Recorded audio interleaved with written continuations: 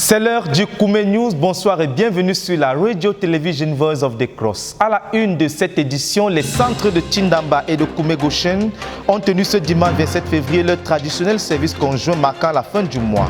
C'était un rendez-vous pour la communion fraternelle entre les saints et pour le salut des perdus, comme nous le verrons dans la suite du développement. Série de ministères du frère Jean de Djouachi, dirigeant national de l'œuvre au Cameroun, qui s'est rendu à Edea, Marwa Mwanko et Douala. Entre le 5 et le 13 février dernier, Francis Bekongo nous propose un résumé de la tournée dans la suite. Le 26 février dernier, le pasteur Théodore Andossé, leader mondial de la CMCI, s'est rendu du côté de Yaoundé pour sa première rencontre avec les dirigeants de l'église. Cette année, la rencontre se tiendra dans tous les 3 mois, contrairement à l'année dernière où elle se tenait chaque mois.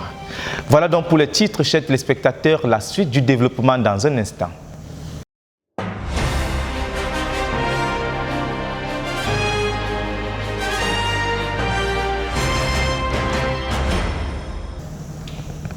C'est dans leur nouveau rôle en construction sur le site nouvellement acquis que les saints du centre de Tindamba ont tenu à organiser ce dimanche 27 février leur service conjoint marquant la fin du mois de février. Tandis que du côté du centre de Koumé Goshen, les saints se sont réunis au rôle de 5000 places à Koumé car leur rôle à eux est devenu insuffisant pour contenir la croissance. C'est donc là la particularité de ces deux services conjoints que nous vous proposons de revivre dans ce reportage de Cynthia Siaka et Odette Padjouli.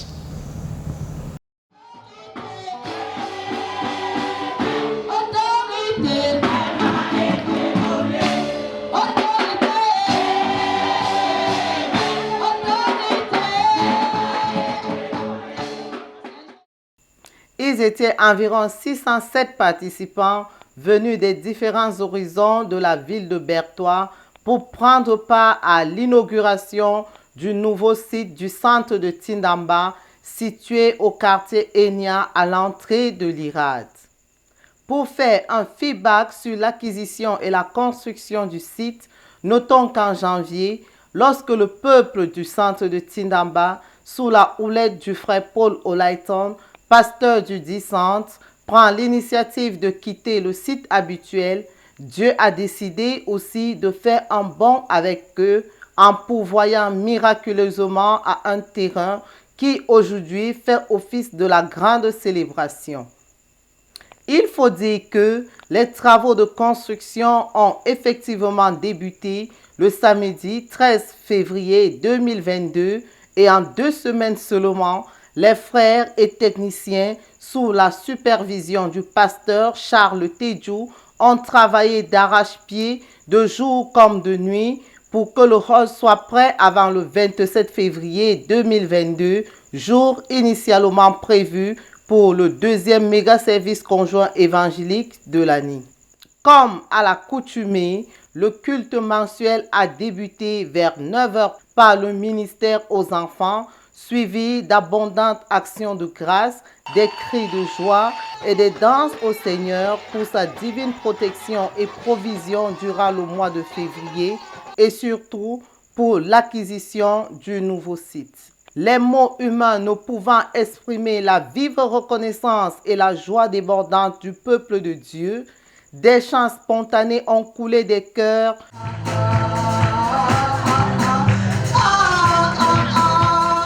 pour célébrer la victoire du Seigneur qui transforme les impossibilités en toutes possibilités. Et pour emboîter dans la même lancée, les semeurs ont davantage conduit le peuple dans la louange, l'adoration et la célébration du Seigneur Jésus-Christ qui opère tous ces miracles. Après cette première partie, le pasteur Paul Olaiton prend la parole pour accueillir l'invité spécial du jour, le pasteur de l'église du quartier général, le pasteur Alphonse Tawet et orateur principal du jour qui a exprimé son satisfecit à l'endroit du centre de Tindamba. Comme un bon artisan de la pédagogie, l'orateur axe ses propos sur 5 traités évangéliques. À partir du traité Le jour du jugement, il réitère qu'il y aura un jour où Dieu va juger les hommes. En effet, le monde n'est pas au hasard. Dieu est au contrôle de son monde. Blanc, noir, jeune ou vieillard, tous les hommes vont comparaître devant le trône de Dieu.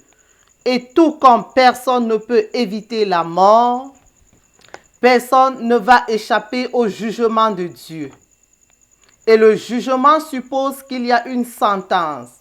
Puisque ce jour, Dieu va prononcer une sentence, il va prendre une décision. Alors, la question qui en découle est la suivante. Où passeras-tu l'éternité? Iran chéri, tu vis dans ce monde pour répondre à cette question, parce qu'il y a deux endroits, le ciel et l'enfer. En effet, les jalousies, l'immoralité, le vol, la fornication et autres constituent la puissance de Satan pour jeter les gens en enfer. Cependant, pour entrer dans un pays, il faut un visa d'entrée. Ainsi, le jour que tu vas mourir, les anges vont demander où est ton visa d'entrée. Et les démons vont poser la même question. Mais obtenir le visa de l'enfer est facile. Le péché, c'est aller à l'ambassade de l'enfer pour en réclamer le visa. Ce poursuivant, l'orateur déclare: nous t'avons invité pour que tu saches que c'est possible de déchirer ton passeport de l'enfer pour obtenir le visa du ciel. Et ce visa, c'est la foi au nom du Seigneur Jésus-Christ. Par ailleurs, la Bible dit: si tu écoutes la parole du Seigneur, n'endurcis pas ton cœur. Le Seigneur est en train de dire: tu dois agir maintenant. La bonne nouvelle est que tu peux avoir le visa pour le paradis aujourd'hui. Mais sera-t-il trop tard pour toi? Certaines personnes vont-elles donner leur vie au Seigneur pour qu'il ne soit pas trop tard? Viens donc maintenant si tu veux donner ta vie à Jésus. Ainsi, 85 personnes se sont levées pour répondre à cet appel du Seigneur. L'un des moments forts de cette rencontre a été sans doute le ministère de guérison et de délivrance, le remplissage du Saint-Esprit. En effet, le pasteur Paul Olayton et ses communistes ont œuvré pour renvoyer le peuple rempli du Saint-Esprit et libre de toute forme de captivité. Ainsi, 35 personnes ont parlé en langue pour la première fois, 10 personnes ont signalé qu'elles ont été instantanément guéries et 7 personnes se sont fait baptiser. Comme dans toute bonne célébration, ce méga service conjoint s'achève donc vers 15 heures autour d'un repas copieux dans une atmosphère conviviale. À Dieu soit la gloire pour l'avancement de son œuvre dans l'église du quartier général et au centre de Tindamba en particulier. Amen. Nous sommes très reconnaissants au Seigneur pour ce jour qui a été un grand jour pour le centre de Tindamba. Nous sommes vraiment reconnaissants au Seigneur.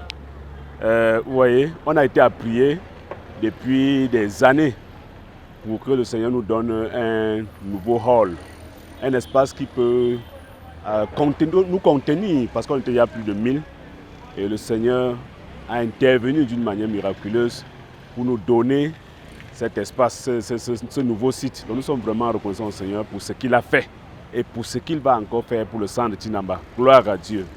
Plusieurs personnes ont donné leur vie à Jésus.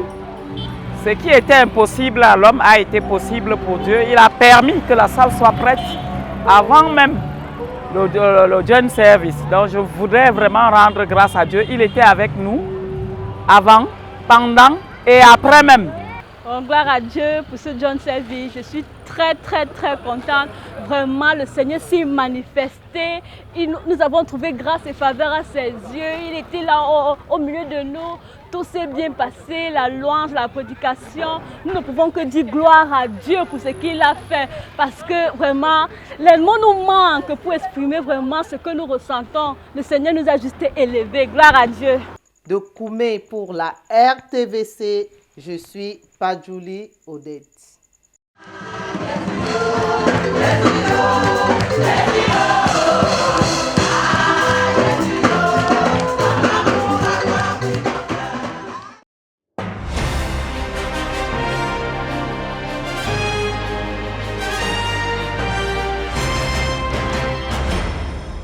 Une salle bondée d'environ 630 personnes Des cris de joie et des danses marquent ce dimanche 27 mars 2022 le service conjoint convoqué par le centre de Koumé-Goshen, l'un de ceux de l'église du quartier général. Présidé en sa première partie par le pasteur Jean-Pierre Welga, les saints venus nombreux préparent la suite de la rencontre en prière et accueillent le roi de gloire au rythme de chants de louanges et de réjouissance. Puis place à la chorale des enfants de l'école du dimanche qui rendent ministère au peuple de Dieu sous la direction de la sœur Comfort Domatop qui exhorte peu après les ministres aux enfants à enseigner les enfants chaque dimanche dans les assemblées. Elle en profite d'ailleurs pour présenter un modèle d'entretien des enfants. Aujourd'hui, la leçon porte sur l'œuvre de la création suivie de la mémorisation d'un passage biblique. Le chant qui porte sur la création sera enseigné la semaine prochaine, conclut-elle. Le ministère de la parole rendu ce jour par le pasteur Mathiungu s'inspire des Écritures tirées du passage de Luc 14, versets 16 à 24.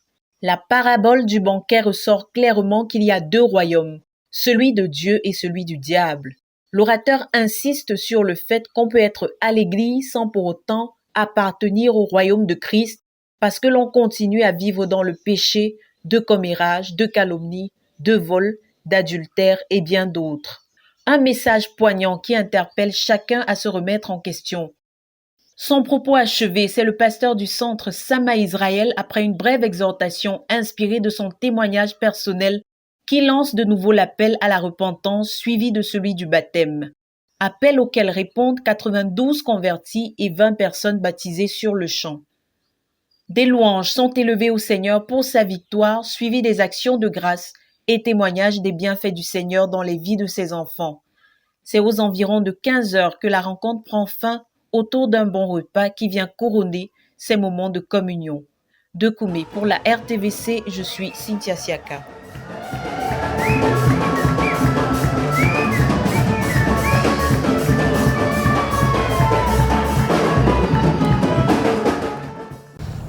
Dans le registre de la prière, le Centre de prière et de jeûne de la conquête du monde poursuit avec son but annuel de 45 sièges de prière.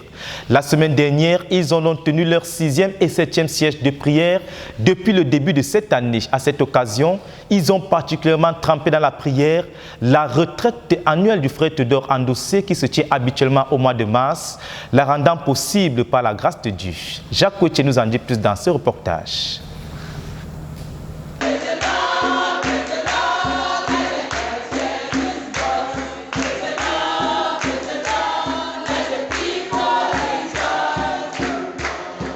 Le 6e siège de prière, organisé par le Centre de prière de jeunes pour la conquête du monde, a eu lieu à Koumé du 24 au 25 février 2022. Et c'était une autre bataille de 24 heures pour continuer d'élever à Dieu le leader et tous les différents programmes en cours dans le ministère. Ils étaient environ 111 soldats à venir prendre part à ce combat décisif qui a duré effectivement 24 heures 15 minutes. Il a été engagé jeudi 24 février à 18 heures au lieu habituel avec beaucoup de proclamations. Tous ensemble d'abord, puis en canon, ils ont proclamé que l'Éternel règne dans notre ministère au quartier général, dans la province spirituelle du quartier général, au Cameroun, en Afrique et dans tous les autres continents. Les témoignages et les actions de grâce ont suivi cette phase de proclamation. Et comme le frère Zach a dit dans Pensée révolutionnaire sur la prière, que la clé pour bien prier, c'est prier, les saints rassemblés ont été conduits par la sœur Esther à prier pour ces 24 heures de temps à passer dans la présence de Dieu.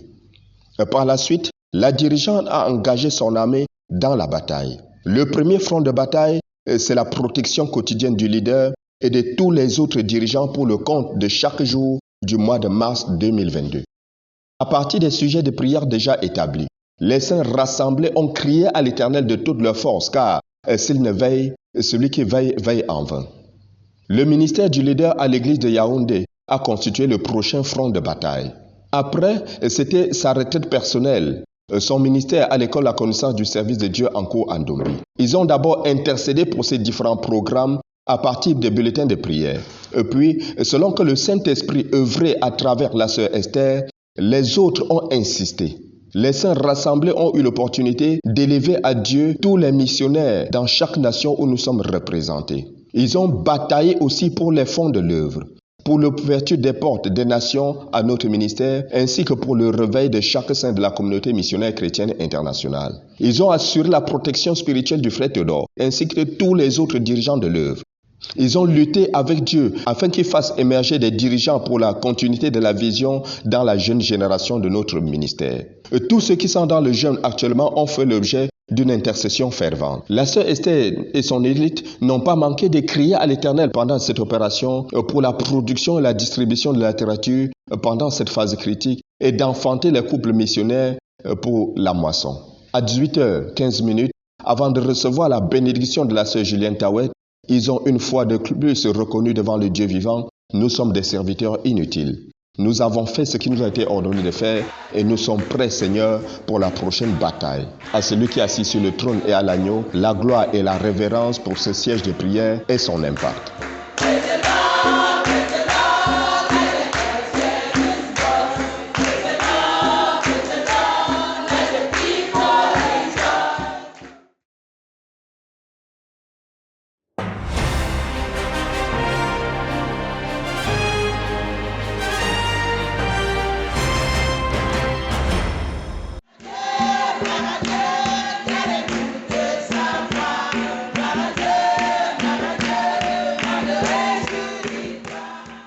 Le centre de prière et de jeûne pour la conquête du monde a achevé ce mercredi 2 mars 2022 à 11h son 7e siège de prière de l'année. C'était une autre bataille de 24 heures en vue de continuer de lutter avec insistance pour le succès de la retraite personnelle du leader, de continuer à crier à Dieu pour la transformation effective de chaque étudiant à la session de 42 jours de l'école à connaissance du service de Dieu, et enfin d'élever à Dieu tous ceux qui sont en train de gêner effectivement dans le ministère. Ils étaient environ 77 personnes venues de 7 localités aussi de la France à prendre part à cette bataille critique en ce mois critique du ministère. En effet, la sœur Esther a dit, c'était le 14 mars 2009 que Dieu a accordé la promotion à son serviteur, le professeur Zakaria Tane Fomom. Et par ricochet, c'était à toute la communauté missionnaire chrétienne internationale que Dieu accordait cette promotion. Et pour ces faits, la sœur Esther et son armée ont commencé cette bataille par beaucoup d'actions de grâce à Dieu et beaucoup de proclamations. Elle a par la suite invité chaque membre de son auditoire à valoriser sa vie, l'appel de Dieu sur sa vie, à faire quelque chose, à présenter à Dieu en ce mois christique. Ainsi, les saints ont prié pour eux-mêmes. À partir de pensées révolutionnaires sur la prière également, elle a exhorté les siens à se saisir de fardeau de cette bataille critique, mettre de côté toutes les offres de Satan que sont la fatigue, le sommeil et bien d'autres, afin de batailler avec efficacité. Ainsi, les saints ont résisté aux méchants afin de se mettre au travail. Ils ont immédiatement commencé par plaider avec Dieu afin qu'il oigne le frère Théodore de son onction, de sa puissance spirituelle pour rendre un ministère efficace à la session de 42 jours de l'école de la connaissance du service de Dieu. Les combattants de Dieu ont élevé à Dieu les participants, le ministère de la parole et tous les autres aspects de cette rencontre. Ils ont importuné l'Éternel des armées environ 2005 fois afin qu'il guérisse le frère Théodore de toute maladie, de toute infirmité et le bénisse avec son abondance de santé parfaite comme son héritage permanent en Christ. Cette armée s'est tenue également devant Dieu pour la retraite personnelle du frère Théodore, la protégeant de toute forme de distraction des distracteurs, le bénissant avec la faveur et la présence tangible de Dieu. Ils ont bataillé aussi pour la vie spirituelle du leader et de tous les autres dirigeants du ministère jusqu'aux extrémités de la terre. Pour chaque saint également du ministère, toutes les équipes qui sont dans le jeûne, pour l'accomplissement du but de la phase 3, pour la relation de chaque saint du ministère avec Dieu. La sœur Esther et les siens ont bataillé avec Dieu. Ils ont prié en langue, ils ont prié en paroles connues. Les autres ont insisté afin que Dieu descende et qu'il agisse. Ils ont plaidé avec Dieu, ils ont supplié, ils l'ont remercié et ils l'ont adoré parce qu'il est fidèle. À 11h, avant de recevoir la bénédiction finale, les saints rassemblés et la sœur Esther ont reconnu « Nous sommes des serviteurs inutiles. Nous avons fait ce qui nous a été ordonné de faire et nous sommes prêts, Seigneur, pour la prochaine bataille. » À celui qui est assis sur le trône et à l'agneau, la gloire et la révérence pour ce siège de prière et son impact.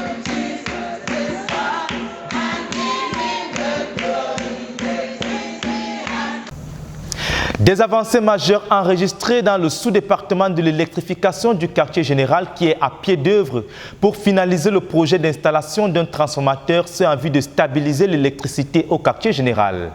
Nos correspondants ont suivi l'équipe de travail sur le terrain et Cynthia Siaka nous propose de vivre le travail en direct. Le reportage. Alimenter le quartier général en énergie électrique stable et continue, c'est le besoin crucial qui a fait naître le projet d'installation d'un transformateur. La demande déposée auprès de la société de distribution Eneo, qui avait été soumise il y a environ 2 ans, a enfin connu une suite favorable. Installer ce transformateur de 160 kVA ne relève pas d'une mince affaire puisqu'il a fallu une descente sur le terrain afin d'évaluer la faisabilité du projet et déterminer le parcours de l'installation qui s'étend sur environ 1,5 km. Comme nous l'a confié le responsable du projet Jojo Elombo, la pose du transformateur devrait assurer au quartier général de l'énergie électrique de qualité et ce de manière permanente, ce qui réduirait par là même la dépendance au groupe électrogène jugé plus coûteux en termes de consommation de carburant et d'entretien des machines. Après le travail de repérage du site pour décider de l'emplacement des installations, il a fallu passer au piquetage, travail qui consiste à déterminer les distances qui séparent les supports béton qui devraient soutenir le réseau électrique tout au long du parcours. À cet effet, 29 trous d'environ 1,6 m de profondeur ont été creusés pour accueillir ces supports béton. En outre, il a été nécessaire d'abattre quelques arbres en bordure de route qui auraient certainement gêné les installations. Jojo nous a conduits jusqu'au point de raccordement à partir duquel le transformateur tirera son énergie électrique sur le réseau provenant directement de la ville. Le projet, qui devrait être achevé d'ici fin mars, fera du quartier général un lieu convenablement alimenté en énergie électrique pour un rendement plus efficace de nos structures, comme nous l'explique le responsable du projet. Bonjour, je suis le frère Jojo Elombo, missionnaire électricien à Koumé, le responsable de l'installation et de la pose de notre transformateur de 160 kVA. C'est un projet de longue haleine que le Seigneur a mené à l'existence. Donc actuellement le projet est effectif. La pose de ce transformateur va beaucoup nous aider ici au quartier général. Tout d'abord, le quartier général est en pleine effervescence. Il y a beaucoup de structures qui sont déjà mises sur pied et qui ont besoin d'énergie, d'une très bonne énergie. Donc ce projet-là, ce transformateur va aider nos frères à travailler en journée. La plupart de nos frères ici travaillent pendant la nuit parce que c'est le moment où il y a une bonne énergie, où la tension est bonne. Avec la pose de notre transformateur, tous nos frères qui travaillent la nuit pourront désormais travailler en journée. La menuiserie pourra fonctionner en plein temps. Les chaudronniers pourront aussi travailler sans interruption. Donc, c'est un projet qui nous sera très bénéfique. Merci beaucoup. Puisse toute la gloire revenir au Seigneur. De Koumé pour la RTVC, je suis Cynthia Siaka. Première sortie de ministère du pasteur Théodore Andossé pour sa traditionnelle réunion de coordination avec l'équipe des dirigeants de l'église à Yaoundé. C'était ce samedi 26 février qu'a eu lieu la rencontre au cours de laquelle le leader a exhorté les plus de 90 dirigeants présents à poursuivre et achever les projets qu'ils ont planifiés afin d'apporter la gloire à Dieu et garder une conscience claire devant Dieu. Imdiana, notre correspondant depuis Yaoundé, nous donne le bilan de la rencontre dans ce reportage.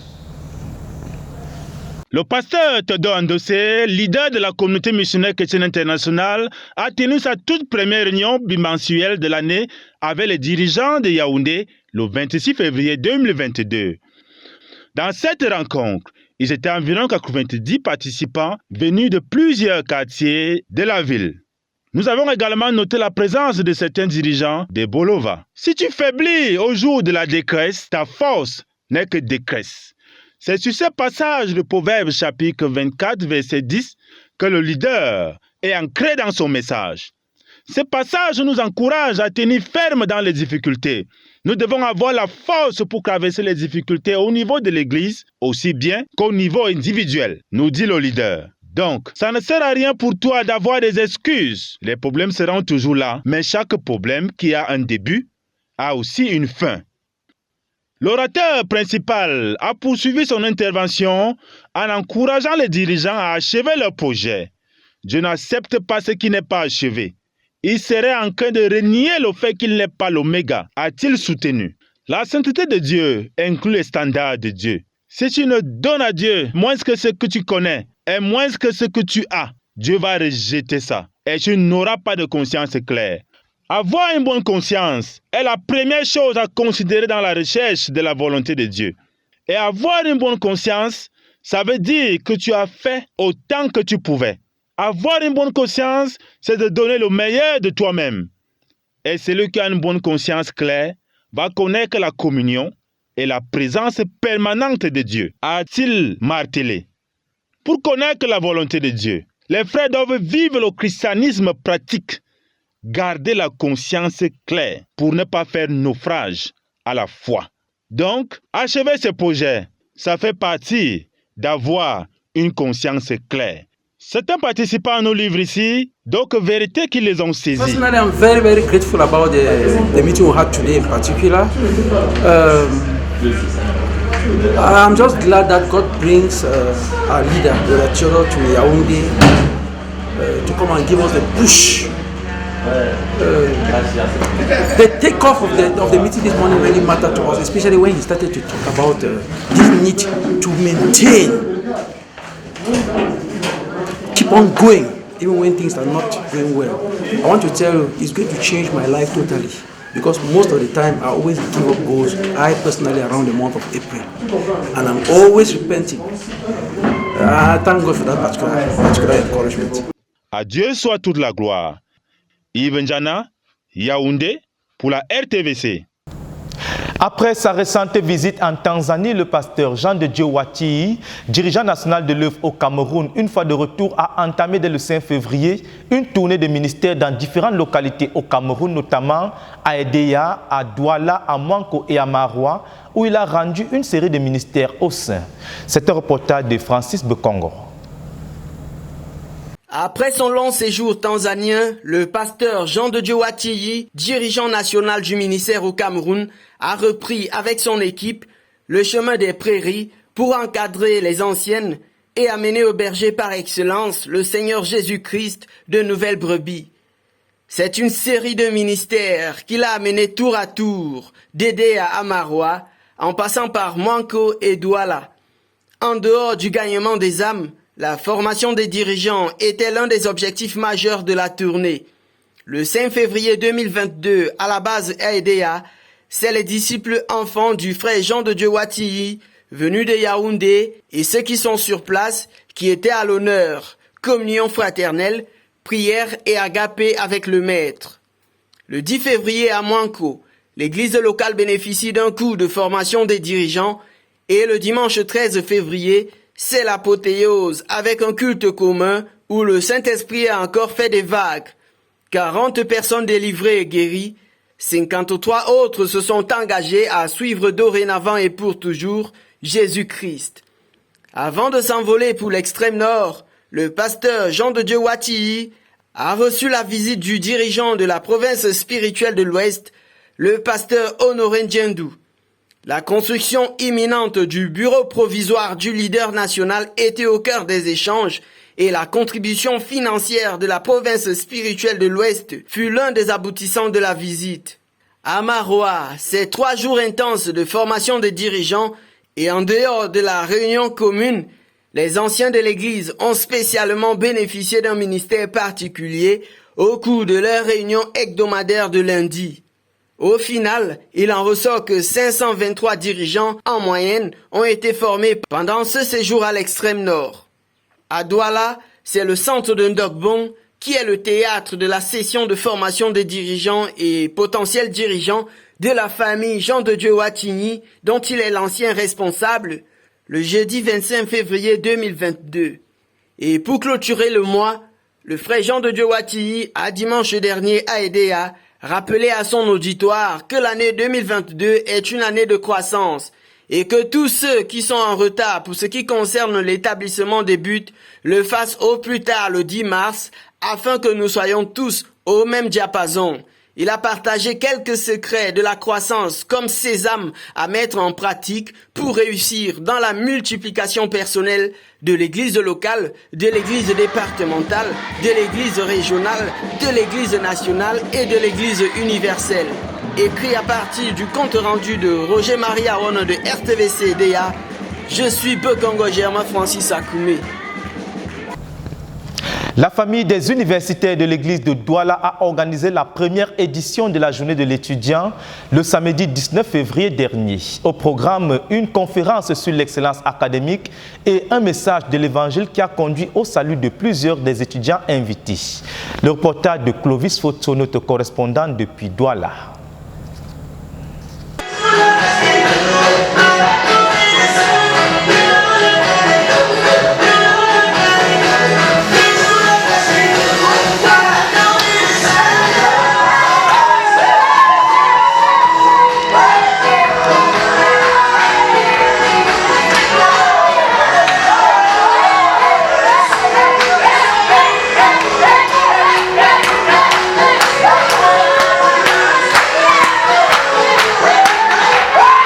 La famille des universitaires de l'église de Douala a organisé samedi 19 février 2022 la première édition de la journée de l'étudiant. Placée sur le thème bien s'orienter pour garantir l'excellence académique et professionnelle. Le centre de jeunesse de la cité SIC a servi de cadre pour abriter cet événement qui a vu la participation de plusieurs instituts universitaires et grandes écoles de la ville de Douala. Les échanges ont porté sur l'excellence académique. Plusieurs étudiants sont sortis satisfaits de cette première édition. J'ai beaucoup apprécié. En fait, moi, c'est la première fois vraiment. J'ai jamais participé à ce genre de spectacle. Vraiment, j'ai adoré. Vraiment, c'était magnifique. J'ai aimé, j'ai vraiment aimé. Et surtout la fin, en fait, parce que vraiment, ça parle de moi à la fin. L'orgueil, les amis, les choses du monde. En fait, vraiment, ça m'a beaucoup marqué. Vraiment, ça m'a vraiment aidé aussi. Et ça m'aide aussi à mieux changer, en fait. De mieux grandir, de changer aussi beaucoup de choses dans ma vie. Dans la même lancée, le docteur très ému n'a pas manqué de manifester sa joie. Je suis très content d'abord permettant la participation des étudiants qui étaient massive et de tout le staff, également nos invités qui sont venus de Yaoundé, de Douala sur place, qui ont été là. Et je pense que c'était vraiment un succès d'après mes impressions. La foule a répondu massivement, que ce soit à la première partie de la conférence, avec des questions et des échanges très pertinents des collègues enseignants d'université dans la ville de Douala. Donc nous sommes très heureux et nous savons que c'est un bon début qui a commencé. Et nous avons de bonnes choses et de plus grandes choses encore dans l'avenir. Donc mes impressions, vraiment, c'est la satisfaction.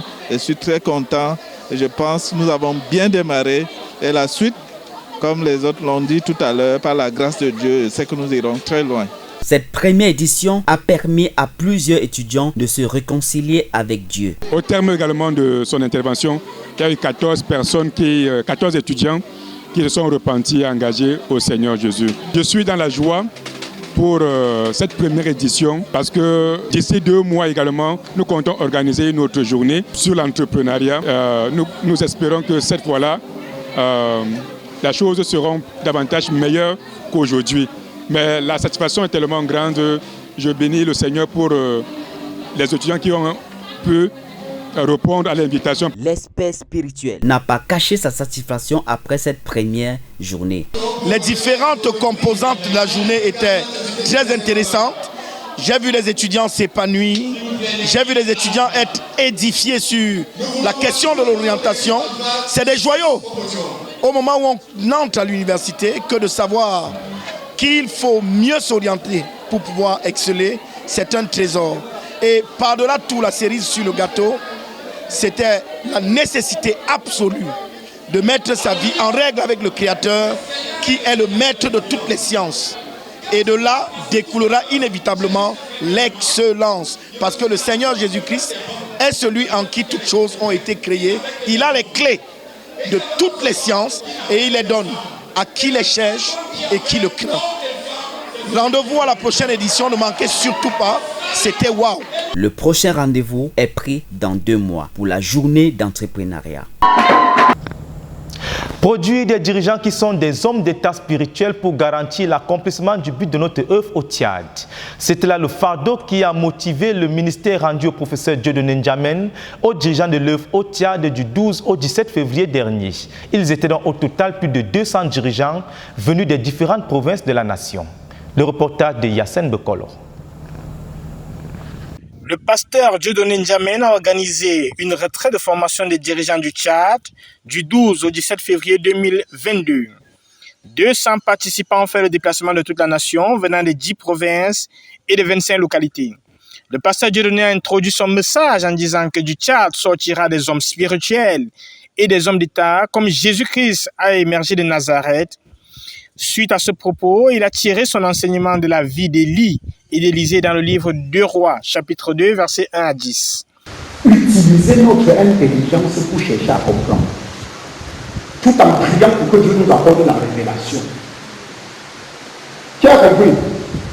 Quand tu lis la parole de Dieu, ne pense pas que ce n'est pas le diable qui t'a donné l'intelligence, c'est Dieu qui t'a donné l'intelligence. Ensuite, il a enseigné sur la vie et le ministère d'Abraham en disant qu'Abraham a été appelé à un grand travail et le Seigneur a montré le prix à payer.